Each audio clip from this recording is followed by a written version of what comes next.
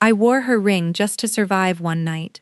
I did not know that in her world, a ring on my finger meant I belonged to her forever. My name is Maya. I am not a brave woman. I am the kind of woman who says sorry even when it is not my fault. I am the kind of woman who looks down when people look at me too long. That night, I was just trying to get through one party without breaking down in front of everyone. Before that night, my life was small and quiet. I worked at a small design office in the city. I paid my rent on time. I made my own coffee every morning. I did not go to fancy parties. I did not know rich people. I did not know anything about danger, or guns, or men who run cities from the shadows. My biggest problem, before that gala, was simply trying to forget a man named Daniel. Daniel and I dated for almost 2 years. In the beginning, he was sweet. He brought me flowers. He remembered small things I said. But slowly, the sweetness turned into something else. He started telling me what to wear. He started telling me who I could talk to. He started showing up at places I did not invite him to, just to check on me, he said. Just because he loved me, he said. When I finally left him, he did not let go easily. He called late at night. He waited outside my office some days. He told me, again and again, that no one else would ever want someone like me. After months of this, I started to believe him a little.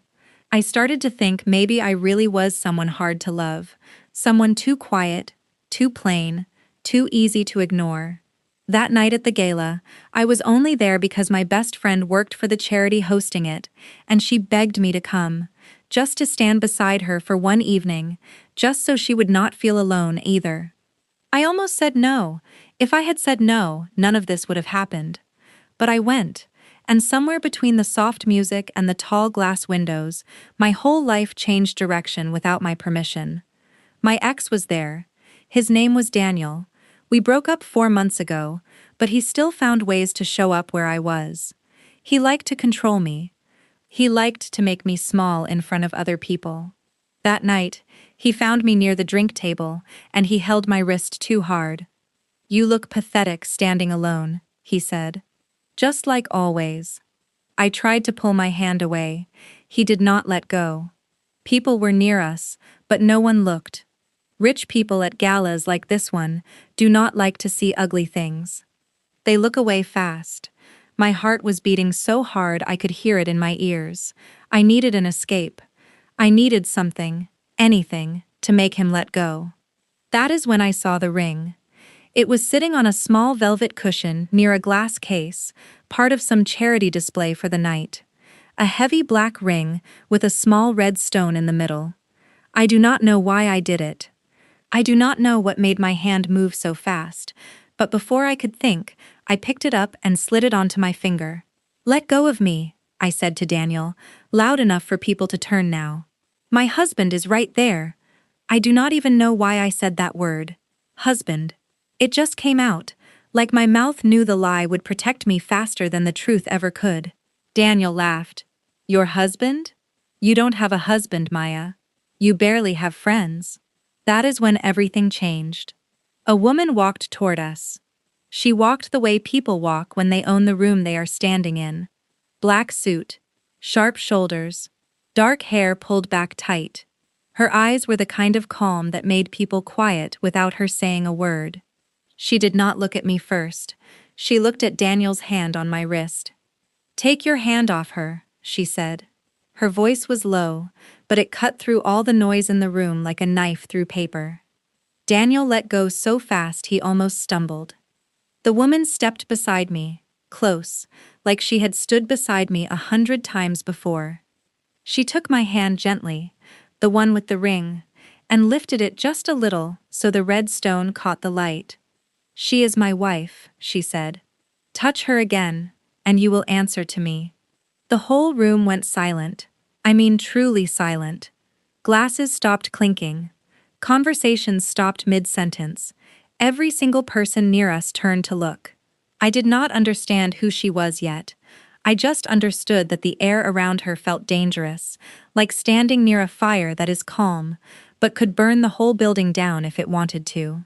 Daniel's face went pale. He looked at her like he had seen a ghost. "Mrs. Rao," he said, voice shaking. "I did not know. I'm sorry. I did not realize she was. I'm so sorry." He almost ran away from us. Just like that. The same man who held my wrist like it was nothing now looked like he wanted to disappear into the floor. I stood there frozen. My hand was still inside hers. Her grip was firm but not painful. It was the opposite of how Daniel held me. Hers felt like protection.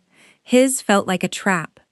"Smile," she whispered to me, leaning close so only I could hear. "Everyone is still watching." I smiled. I do not even know how. My whole body was shaking inside, but my face obeyed her. She led me away from the crowd, still holding my hand, like we had rehearsed this walk 1,000 times. We stepped onto a private balcony attached to the ballroom. The night air hit my face, and I finally let out the breath I did not know I was holding. "Who are you?" I asked. She turned to face me fully for the first time. Up close, her eyes were dark brown, almost black, but they were not cold. They were sharp, careful, like she was reading every small movement on my face. "Ria Rao," she said. "And you just put on my mother's ring in front of 200 people and called yourself my wife." My stomach dropped. "I'm so sorry. I did not know it was real. I did not know it belonged to someone. I just needed him to stop touching me. I swear, I will give it back right now." "Don't," she said, voice firm. "What? Don't take it off yet." I looked down at my hand, at the ring sitting heavy on my finger, the red stone glowing faintly under the balcony lights. "People already saw," she said. "If you take it off now, in front of all these eyes, it will look strange. It will raise questions. Questions are dangerous for people like me. People like you?" She gave a small, tired smile. Not a happy smile. A smile that carried something heavy behind it. "You will find out soon enough," she said. "For tonight, just be my wife a little longer. 5 more minutes, then I will get you a car home and you can forget this ever happened." I agreed. What else could I do? My legs were still shaking from Daniel. My heart had not slowed down. I just wanted the night to end safely. She called me wife in front of 200 strangers. Now we were standing completely alone, just the two of us. No audience left to perform for. I kept waiting for her to laugh it off, to say something like, "That was just for show," or, "Don't worry, it meant nothing." But she never did. She did not correct it. Not once, not even when there was no one left around us to convince. I did not understand it then. I only felt a strange, quiet question settle into my chest, one I could not shake off for days afterward. She called me wife. But when we were alone, why didn't she correct it? But 5 minutes turned into something else.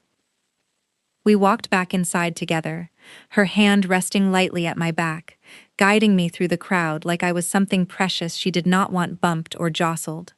People who had been whispering before now smiled at us, nodded at her with respect, almost fear. I noticed how careful everyone was around her. Waiters moved faster when she looked their way. Men in expensive suits lowered their voices when she passed. I did not understand yet. I just felt the strange safety of being near someone that powerful. Then a man approached us, older, with gray at his temples and a watch that probably cost more than my apartment. "Ria," he said, eyes flicking to me with curiosity. "I did not know you were married. This is new information." "It is new to everyone," she said simply. Her hand tightened slightly on my back, a quiet signal, like she was telling me to stay calm. "We kept it private." "And the wedding? When did this happen?"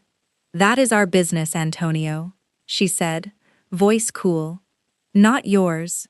He laughed, but it was a nervous laugh, the kind people give when they want to seem unbothered but are actually shaken. He walked away soon after. "Who was that?" I whispered. "Someone who works for a man who does not like me," she said. "And now he has something new to report to his boss." I felt a chill at that. I don't understand any of this. I know, she said. Just stay close to me a little longer. We stayed at the party for almost an hour after that. She introduced me to no one else directly, but she kept me close, her hand often finding mine, grounding me. Every time someone looked at me too long, she would lean slightly closer, like a wall placing itself between me and the world. When we finally left, a black car was already waiting outside, engine running, driver standing by the door like he had been told the exact second we would walk out. I can call a cab, I said. You don't have to drive me anywhere. It's not safe for you to go home alone tonight, she said. Why not? Daniel is gone. He won't bother me again after that. She looked at me for a long moment before answering. Because by tomorrow morning, half the city will know that Ria Rao has a wife, and some of those people will want to know everything about her. Where she lives, who she is, what she means to me. My mouth went dry. Wait, I know you're not actually my wife, she said gently. But the people who matter in my world do not care about actually. They care about what is said in public. And tonight, in public, I claimed you. I did not sleep that night in my own bed. I slept in a guest room in a penthouse that overlooked the entire city, in a building with security cameras at every corner, and men in dark suits standing quietly near the elevators.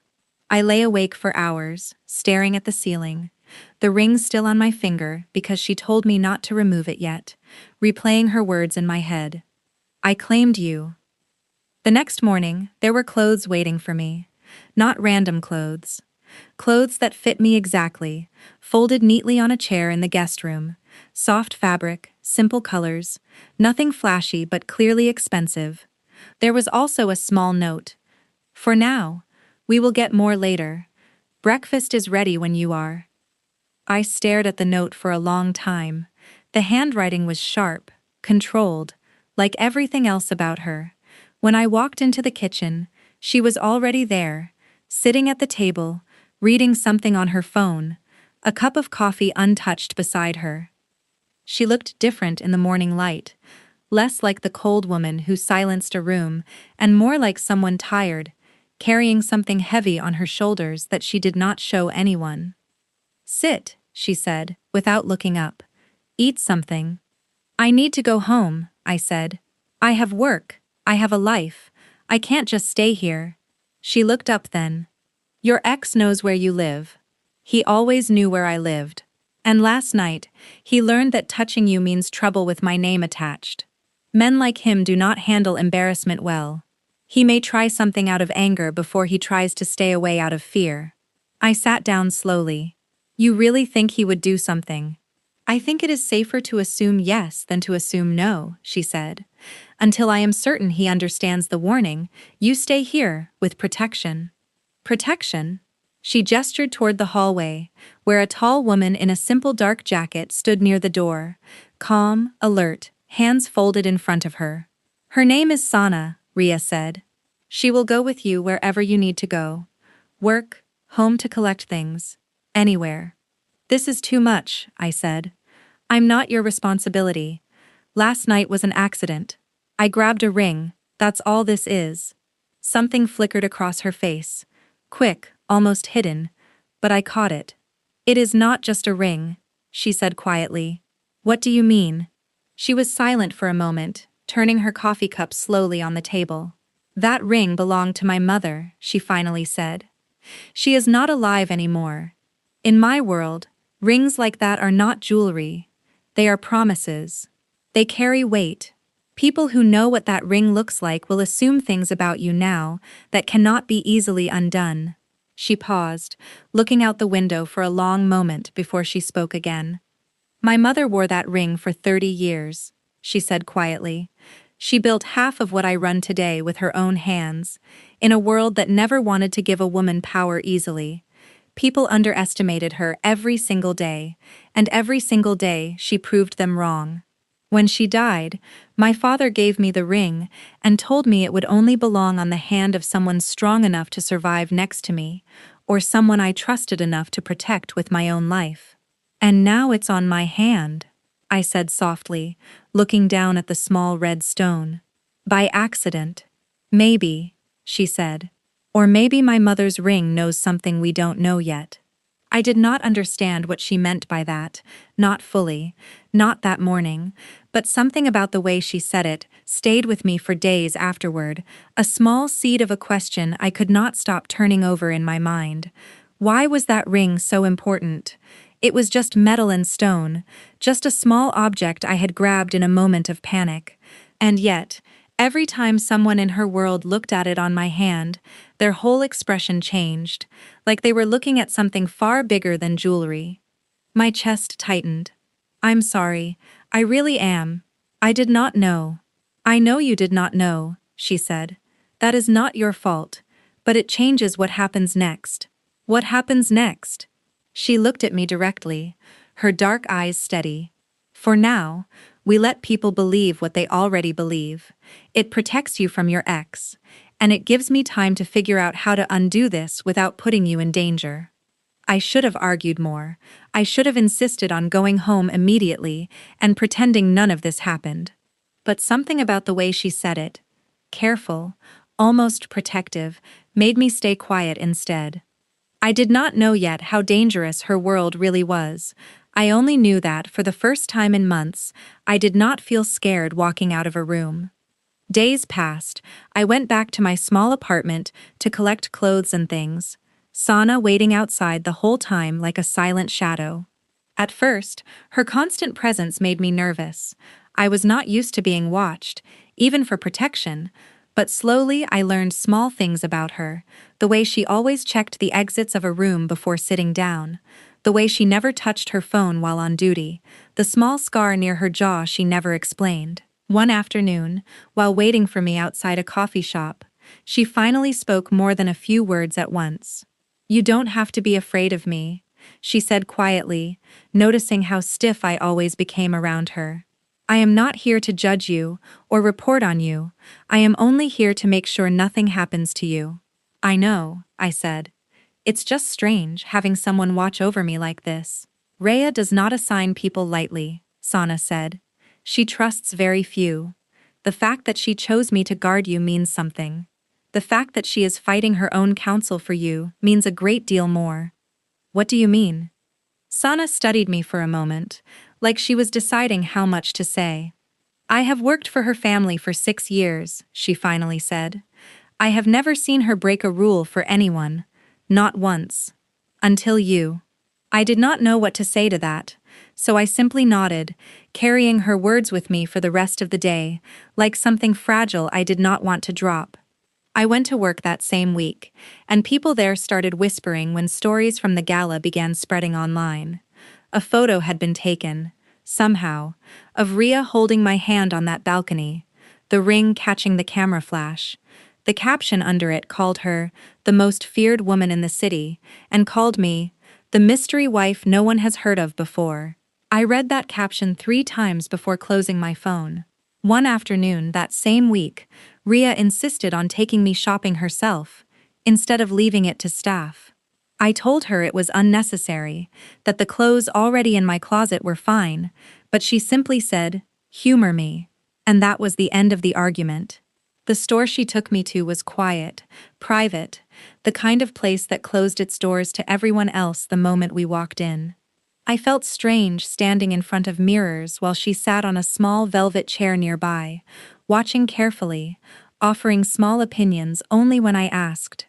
"You don't have to do this," I said, holding up a simple blue dress.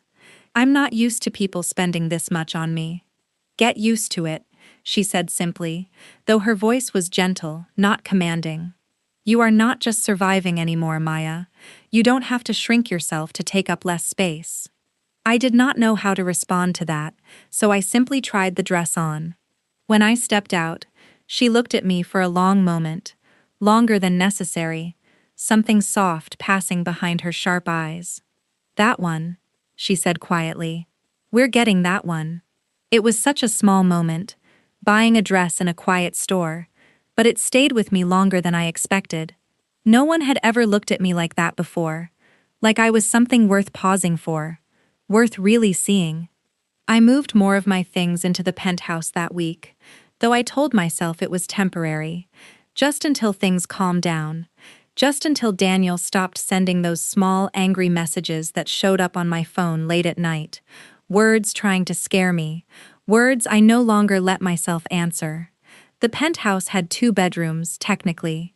But one night, after a long day, with rain pouring outside the tall windows, Ria told me one of her enemies had men watching the building. "They are trying to figure out which room is yours," she said. "It is safer if there is only one room they need to think about." That night, I slept in her room for the first time, not because of anything romantic. Just 2 people sharing space because the world outside felt too dangerous to risk separating. She took the side of the bed near the door. I took the side near the window. There was a careful distance between us, a respectful space neither of us crossed. But somewhere around 2 in the morning, I woke up to find her sitting up, eyes open, staring at the rain outside. "You're not sleeping," I whispered. "I don't sleep much," she said. "Not anymore." "Why?" She was quiet for a long time before answering. "Because the moment I close my eyes for too long, someone in my world tries to take something from me. A territory, a contract, a life. That sounds exhausting." "It is," she said simply. I did not know what made me do it, but I reached over and gently touched her hand resting on the blanket. She looked down at our hands, then up at me, surprised, like no one had touched her gently in a very long time. "You can rest," I said. "I'm right here. I'll wake you up if something feels wrong." She did not say anything back.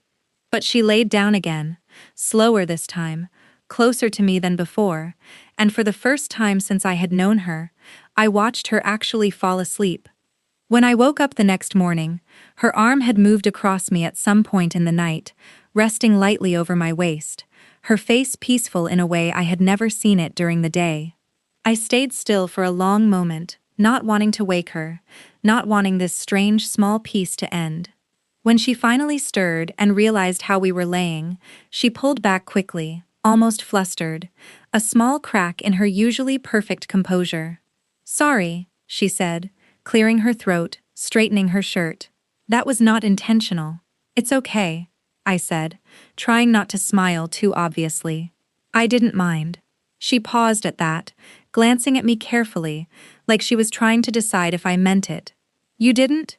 "No," I said honestly.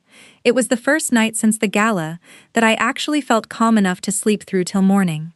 Something shifted in her expression then, soft and unguarded for just a second, before she covered it again with her usual composed mask. She did not say anything else about it that morning, but that night, and many nights after, neither of us moved back to opposite sides of the bed. The space between us simply stopped existing, quietly, without either of us announcing it out loud. The softer side of her only showed when we were alone. In public, she was sharp, commanding, untouchable. Men twice her size lowered their eyes when she walked past. Even her own people, the ones who worked for her, spoke carefully, like one wrong word could end their place in her world. But behind closed doors, she was different. She would notice small things, like the fact that I always avoided spicy food, and quietly tell the kitchen staff to adjust meals without ever announcing it. She would notice when I was anxious before I said anything, and would simply sit closer, not speaking, just present, like her presence alone was meant to calm me. One evening she came home late, her knuckles slightly bruised, a small cut near her eyebrow. I grabbed a first aid kit without thinking, sat her down on the kitchen counter, and cleaned the cut with shaking hands. "You don't have to do this," she said, watching me carefully. "I want to," I said. "Tell me what happened." "A man tried to test how serious I was about protecting what's mine," she said. "He is no longer testing anyone." I paused, the cotton pad still pressed gently against her skin. "What's mine? Is that what I am now? A thing you protect?" She looked up at me, eyes softer than I had ever seen them. "You are not a thing," she said quietly. "You are the only person in years who has looked at me without fear in their eyes." My hands stilled completely. "I'm not scared of you." "I know," she said. "That terrifies me more than any enemy I have. There was another evening, quieter than that one, that stayed with me just as much. I had a hard day at work, small things piling up until I felt close to tears for no clear reason. When I got home, Rhea took one look at my face and did not ask a single question. She simply made 2 cups of tea, sat beside me on the couch, and put on an old silly movie neither of us actually watched. We sat there for almost 2 hours, her fingers slowly tracing patterns on the back of my hand, saying nothing at all, until the heaviness in my chest finally eased. "You don't have to fix everything for me," I told her quietly that night. "Sometimes you can just sit with me." "I know," she said. "I am learning that. It is not something my world ever taught me." I did not understand the full weight of those words yet. I only knew that something between us had shifted, slowly, quietly, the way ice melts without anyone noticing, until the water is already moving. The troubles started again on a Thursday. By then, 3 months had passed since the gala. I had slowly stopped flinching every time my phone buzzed. I had slowly let myself believe that Daniel was a closed chapter, something I had survived and could finally forget. I was wrong. Daniel messaged me, not angry this time, but calm, calculated. The calmness scared me more than his anger ever had. He said he had information that could embarrass Rhea publicly. He said he knew things about her family, about the ring, about who I really was before that night. He wanted money to stay quiet. I read the message 3 times, my hands cold, my mind racing through every possible outcome. If I told Rhea, I knew what she would do. I had seen flashes of it already, the controlled fury behind her calm eyes whenever someone threatened what was hers. I was scared of what that fury could turn into. I was scared of giving her one more reason to be pulled deeper into danger because of me. So I made a foolish choice. I should have told Rhea immediately. Instead, scared, trying to protect the small peace I had finally found, I met him alone at a small cafe across town, the kind of place where nobody from Rhea's world would think to look. He smiled the moment he saw me, the kind of smile that used to make my stomach twist with dread. "You look good," he said. "Mafia money looks good on you." "What do you want, Daniel?" "I told you, money." Or I start talking about the real story behind that ring, about how Rhea Rao's whole family thinks her precious wife is a complete stranger off the street. "How do you even know about her family?" He smirked. "I have friends in interesting places now. People who do not like Rhea very much. People who would pay good money to know her weaknesses." My blood went cold. "She does not have weaknesses." "Everyone has a weakness," he said, leaning closer. "And right now, sweetheart, that weakness is sitting right in front of me." "You're wrong about her," I said, my voice shaking, but my words steady. "And you're wrong about me too. I am not scared of you anymore, Daniel." "You should be," he said, his smile fading into something darker, "because the people I'm talking to are not the kind of people who ask nicely. They want information. If you don't give it to me, they will find another way to get it, and trust me, their way will be much worse than mine." "Then I guess they will have to try," I said, standing up from the table, my legs shaking but my spine straight. "Because I am done being afraid of men who think scaring women is the only power they have left." I left without giving him anything, but the damage was already happening, quietly, in places I could not see yet. By the time I got back to the penthouse, Rhea already knew. "You met him alone," she said, voice flat, controlled in the way that scared me more than shouting ever could. "I was trying to protect you," I said. "You put yourself in danger to protect me." Her voice cracked slightly on the last word, just enough for me to hear the fear underneath the anger. "Do you understand what could have happened? Do you understand what people in my world do to leverage?" "I'm sorry," I whispered. "I did not know what else to do." She closed her eyes for a long moment, breathing slowly, forcing calm back into her body.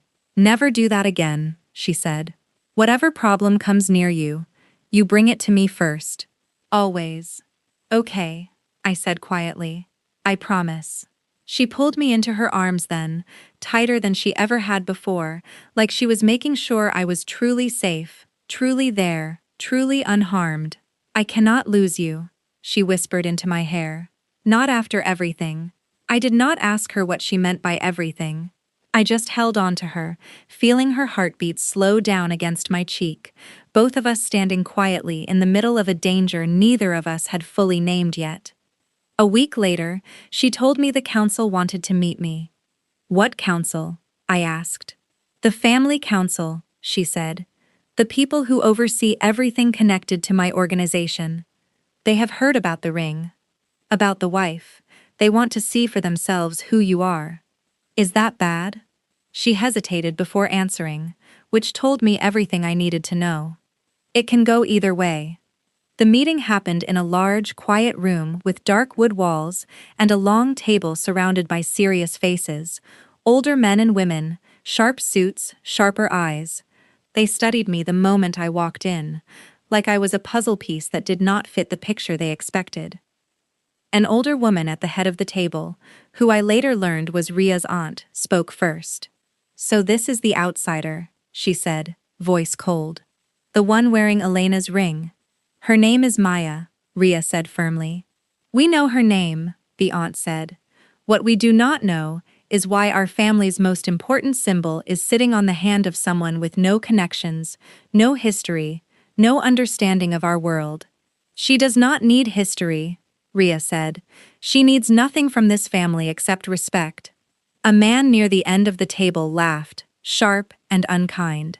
Respect? Ria, an outsider wife is not respect. It is a weakness. Anyone could use her against you. Already someone tried. My stomach turned, realizing they already knew about Daniel. That problem has been handled, Ria said, voice steady despite the tension rising in the room. This time, the aunt said. What about next time? You cannot watch her every second. You cannot protect a soft, ordinary woman from a world built on blood and power. She will get you killed, Rhea. Or worse, she will get herself killed because of you. This is exactly the problem, the man near the end of the table added, leaning forward with cold gray eyes fixed on Rhea. You have spent 15 years building walls so high that no one could ever reach you. Now, in a matter of weeks, you have handed your enemies a door straight to your heart. You did not even choose her carefully. You did not check her family, her history, her loyalties. She fell into your life through pure accident, and you are ready to risk everything for that accident. I am not risking everything, Ria said. I am choosing something for myself, for the first time since I took over this family. Every decision I have made for 15 years has been for this family, for this business, for all of you sitting at this table. I am allowed one thing in my life that belongs only to me. Love is not allowed in our world, the aunt said sharply. Love gets people killed. Then I will be careful, Ria said, voice low and final. But I will not give her up. Not for this table. Not for any of you. A heavy silence followed her words. I watched the council members exchange glances, some angry, some thoughtful, none of them fully convinced. A part of me wanted to speak up sooner, but I waited, watching her fight a battle that should not have been hers to fight alone. The room went silent after that. I felt every eye turn toward me, waiting to see if I would shrink, if I would prove them right. I never asked to be part of this world, I said quietly, surprising even myself with how steady my voice came out. I put on a ring because I was scared and desperate, but since that night, the only person who has made me feel safe in any world is the woman standing beside me. If that makes me a weakness in your eyes, I cannot change that, but I will not pretend I regret meeting her. The aunt studied me for a long moment, something unreadable passing behind her eyes. Pretty words, she finally said. We will see if they hold up under pressure.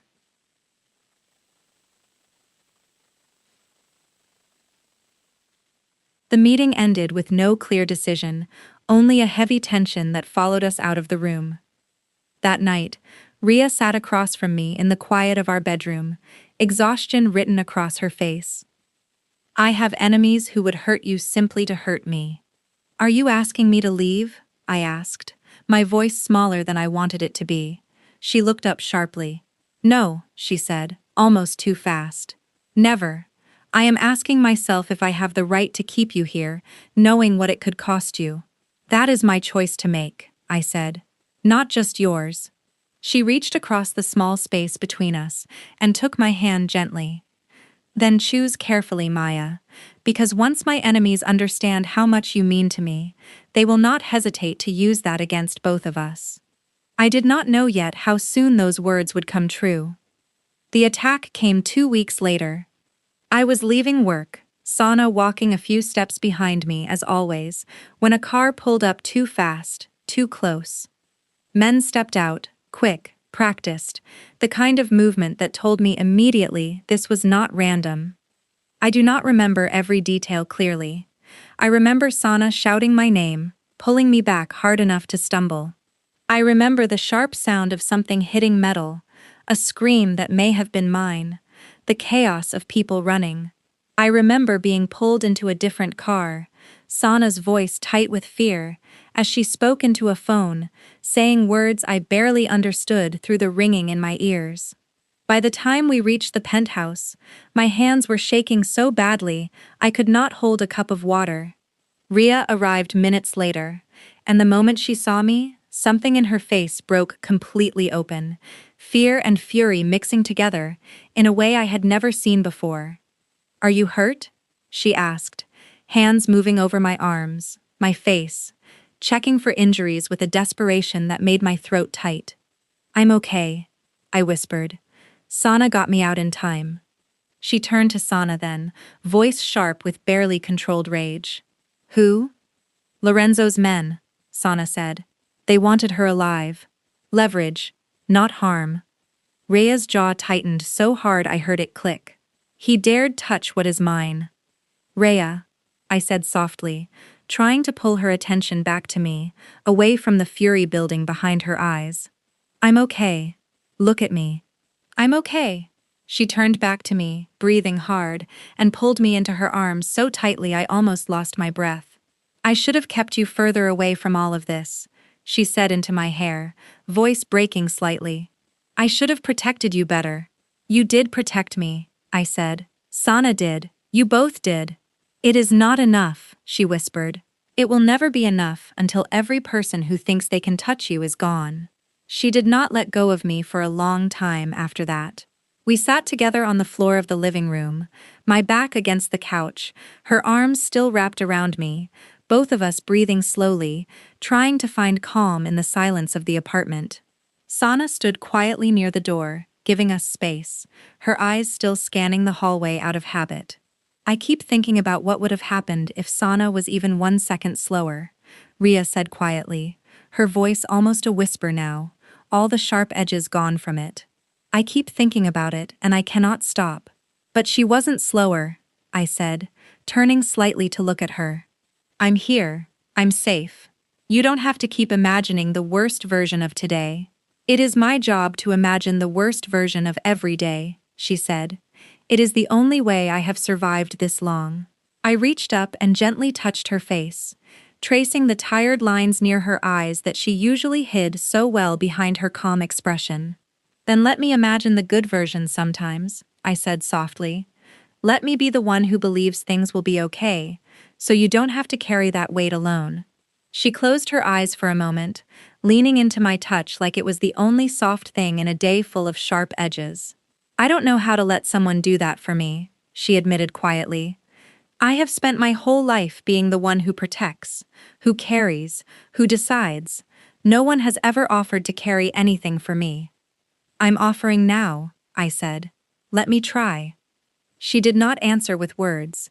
She simply pulled me closer, resting her forehead against mine, and for several long minutes, neither of us said anything at all.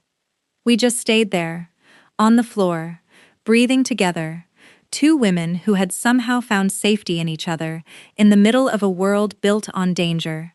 Lying there against her, I found myself thinking about the conversation in the council room days earlier, the cold faces, the warnings, the way they had called me a weakness instead of a person. If I was really nothing more than a temporary fake wife, an accident, a problem to be managed, none of this would make sense. If I was fake, why did she choose to go against her own family for my safety? Why did she sit on this floor with me, instead of locking herself away to plan revenge alone, the way I imagined someone in her position usually would?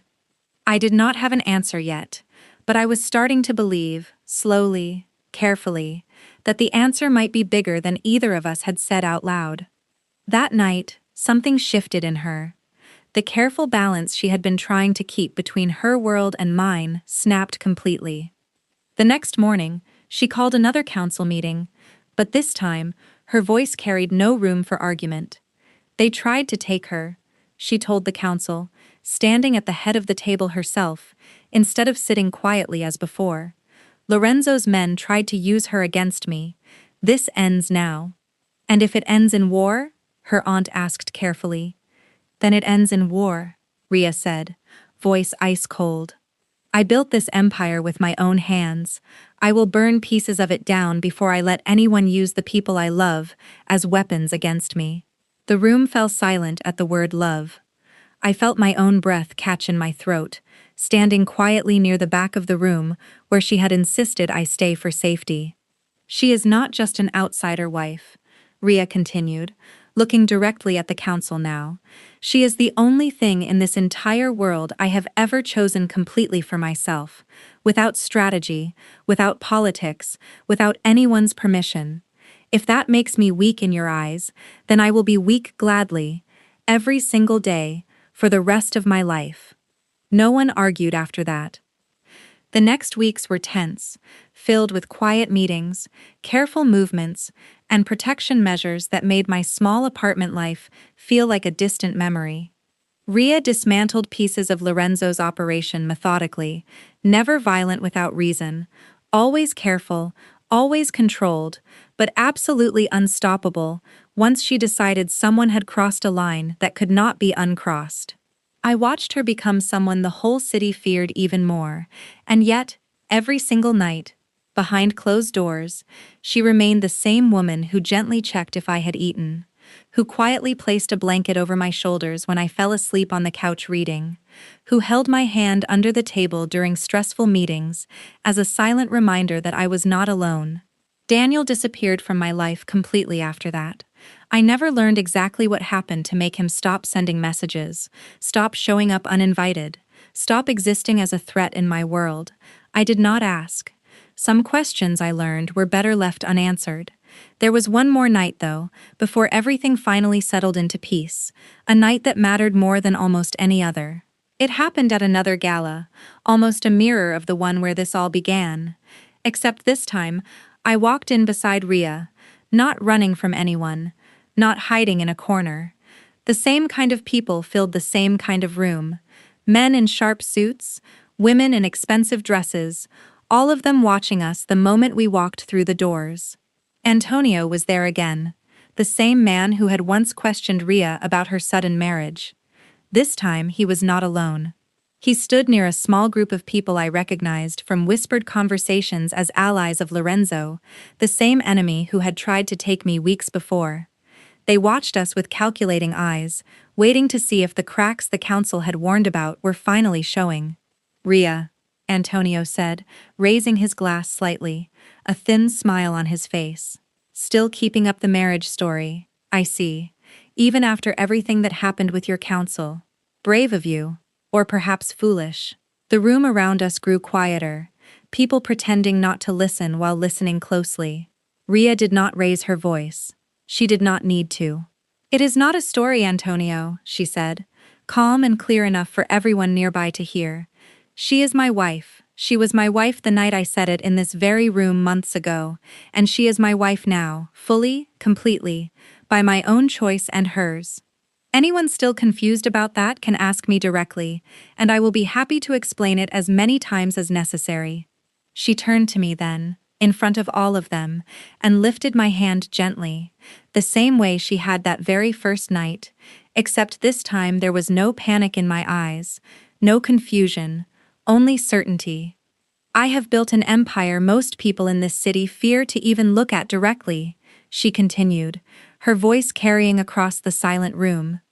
I have made enemies, broken alliances, and survived things most of you cannot imagine surviving. And out of everything I have built, the only thing I have ever chosen purely for myself, with no strategy behind it, is the woman standing beside me. If that makes me weak in anyone's eyes, then let it. I would rather be weak and whole than powerful and empty. No one in that room said another word. Antonio lowered his glass slowly, his smile gone completely, and within a few minutes, he and his companions quietly left the gala altogether. Later that night, walking back to the car, I finally found my voice again. "You didn't have to say all of that in front of everyone," I said softly. "Yes, I did," she said, glancing at me with something warm and certain in her eyes.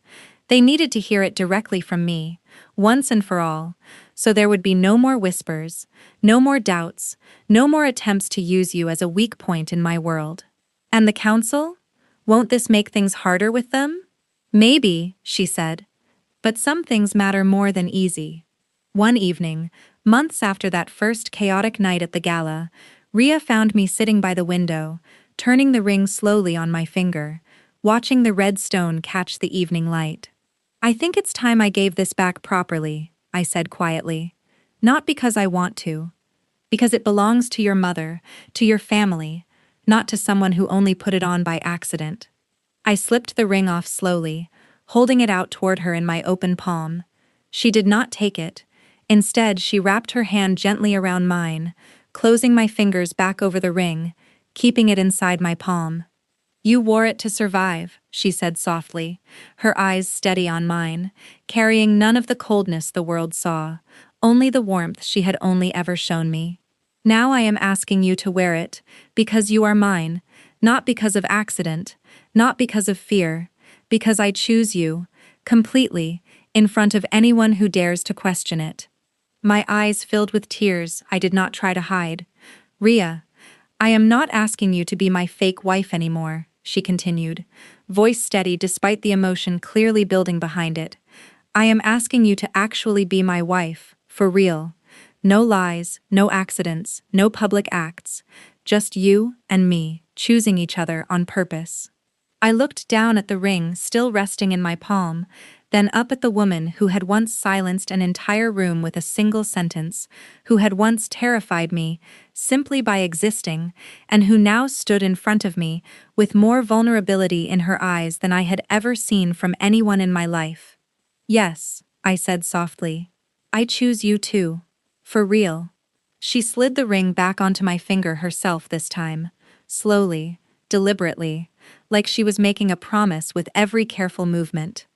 Outside the window, the city lights spread out beneath us, full of people who feared her, people who respected her, people who would never understand the woman who held my hand so gently in the quiet of our own home. I once thought I wore that ring to escape one dangerous man for 5 minutes.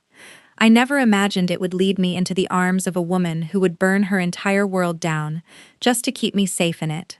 Some accidents, I have learned, are not really accidents at all.